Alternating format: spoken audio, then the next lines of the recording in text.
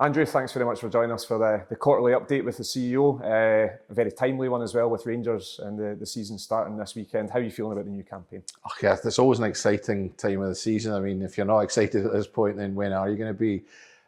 Certainly from a football perspective, it's a bit like Christmas Eve, I guess, at the moment. And, that first day of the season, everyone goes into it with massive hope and expectation. And I couldn't be more excited. I mean, it doesn't seem like 5 minutes since Tagoa battered that ball into the net to get us that last minute equaliser. So let's hope we can take on that momentum into Saturday, and really looking forward to it. Pre-season, it always feels like a long pre-season, but also feels like no time at all. But it's been great for the fans, obviously, to see a few new signings. How important was it to get them in the door early, and how much will Stephen Naismith be back for the remainder of the window as well? Yeah, I mean, last year, obviously, one of the issues with the whole managerial thing was you couldn't do a lot until we had that sorted out.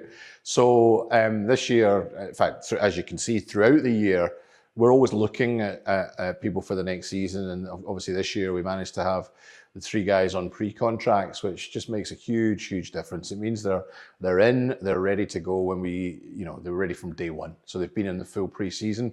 We had others as well came in very early on, and we're still working on a couple of things at the moment. Both ins and outs, we're looking at a few things. But as everyone knows, we've got a decent sized squad. We've got good cover for every position. But there are always extra things that the manager wants to do, and we will obviously support that in as much as we can. So I think we're in a good place. I think the squad's in a good place. I think we go into the season stronger than we left the end of last season. So, and that's where you always want to be. So yeah, really looking forward to see. I mean, obviously we've seen some of these guys in pre-season games, and I know there's great excitement about some of them. So let's just see how we get on in the competitive games, and yeah, let's. I think we've got some good players there, so let's see them in a maroon jersey.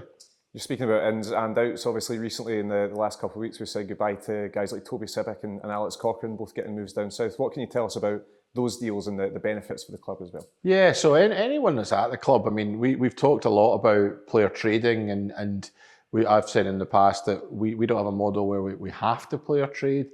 But at the same time, you need to be sensible with players that you sign. You look at, what you signed them for, what wages they're on, how likely are they to play in the squad, the manager's view on them. There's a lot of things you weigh up.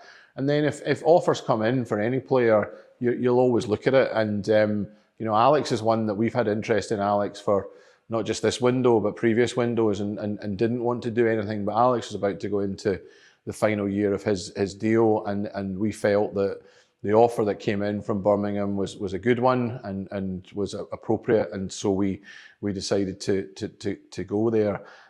Toby, slightly different in that Toby's keen to get more football, and he was understanding that although he'd be in the first team squad, he might not get as many games as he wanted. So he has decided to move on as well to Wigan, and those are 2 good clubs that the 2 of them have moved on to, and we wish them both all the best in their future careers, and I'm sure they'll go on to good things. We spoke about in the last quarterly update. It's always the thing that's spoken about. Lawrence Shankland. Obviously, the rumours continue to swirl from certain areas of the Scottish press. What can you tell us about the current situation? So is that still being talked about? Is it? So yeah, it's amazing as we come up to play Rangers in the first game of the season that Lawrence is linked with a move to Rangers. Although I see even this week he's now linked with a move to Celtic. So as we sit here now, it's still the case that we've had no offers. We've not even had any notes of inquiry or anything to do with Lawrence. So as we sit here, Lawrence is very much a Hearts player, and as far as I'm concerned, will remain a Hearts player unless and until an appropriate offer comes in. But no, Lawrence is very much part of our plans for the coming season, and I hope it remains that way. One more departure to talk about. Joe Savage left the club in his role as sporting director. What can you tell me about the conversation you had with Joe and the future of that role here at the club? Yeah, quite an emotional conversation in some ways. Joe just decided at the end of last season that he'd been here 3.5 years, and he wanted to leave on a high. He's not moved to go anywhere else. He's going to take some time out and just have some thought as to what the next stage in his career was. So I worked closely with Joe over that period, enjoyed working with him, and wish him all the best as he moves on to whatever it is that he ends up doing in the future. So, up the road is in a good place.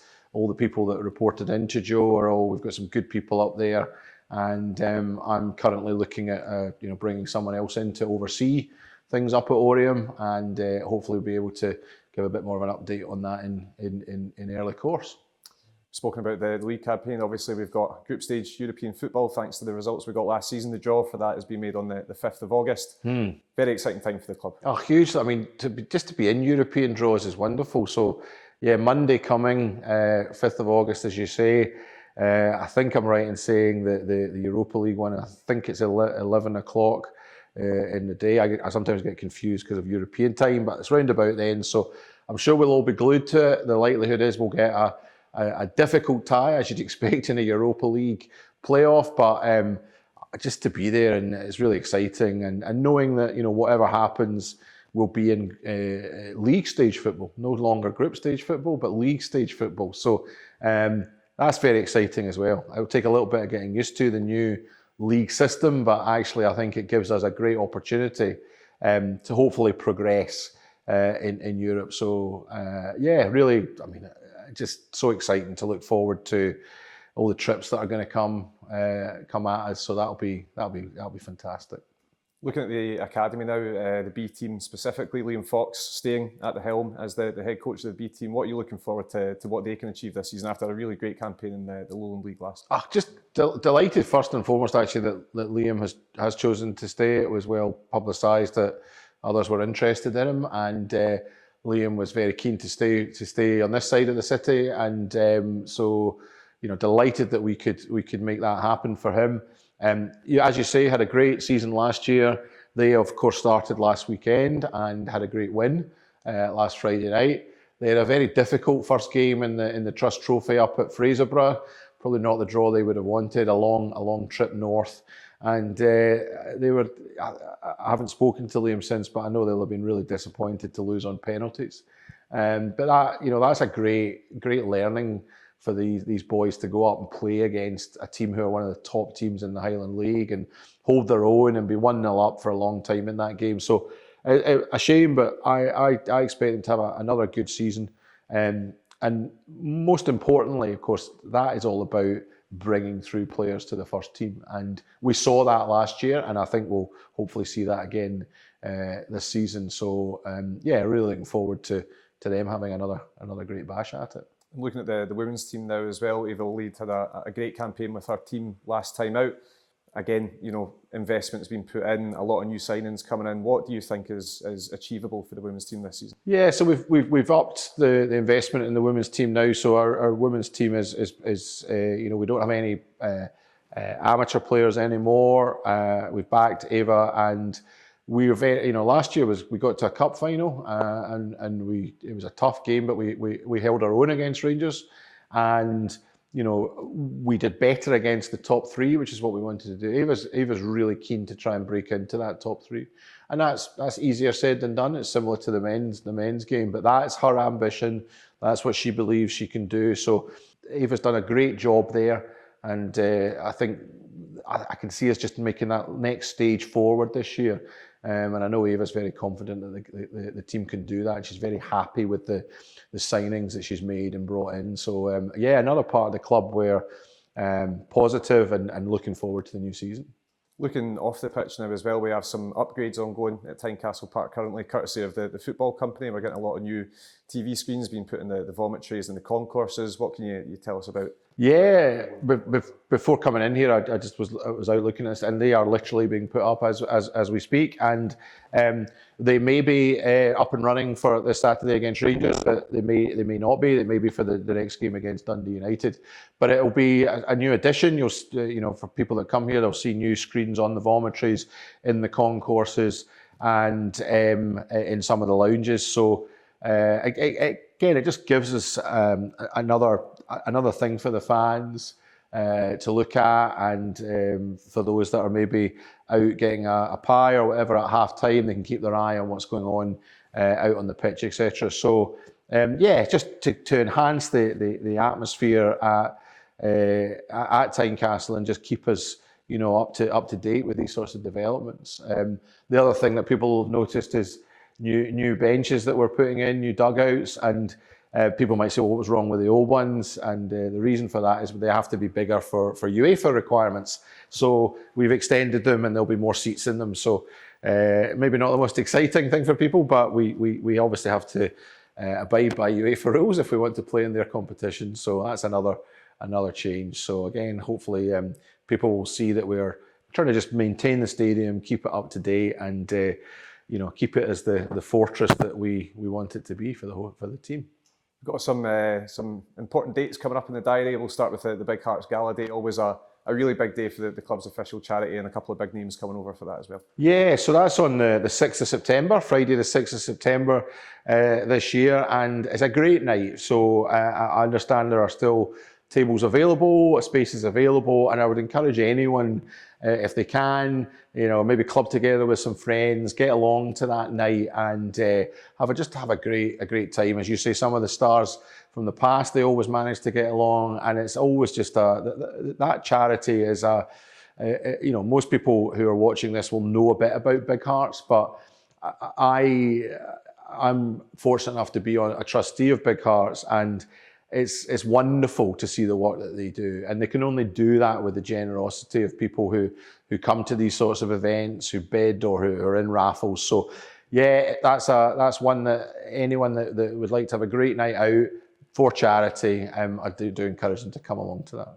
Towards the end of this month as well, the Dundee United game is going to be the Foundation of Hearts Day. What can the fans look out for, and what can they expect from that day? Yeah, so the Dundee United fixture, which at the moment is scheduled for the Saturday but might move to the Sunday, this is our first ever Foundation Day, and again, people who maybe not know as much about the Foundation as can learn more about it that day. The Foundation, as most again will know, own the club.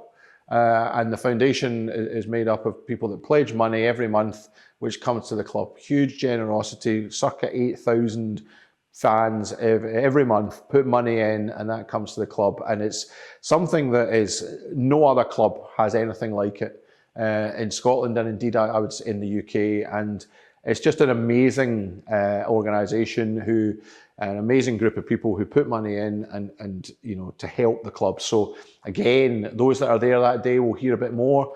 Those that already pledge, thank you very much from the bottom of my heart. Those that don't, you might hear a bit more, and maybe it will encourage you. But you know, I totally understand that money's tight for everyone at the moment. So if you're not able to, I totally understand. But again, another great thing to be involved with in the club.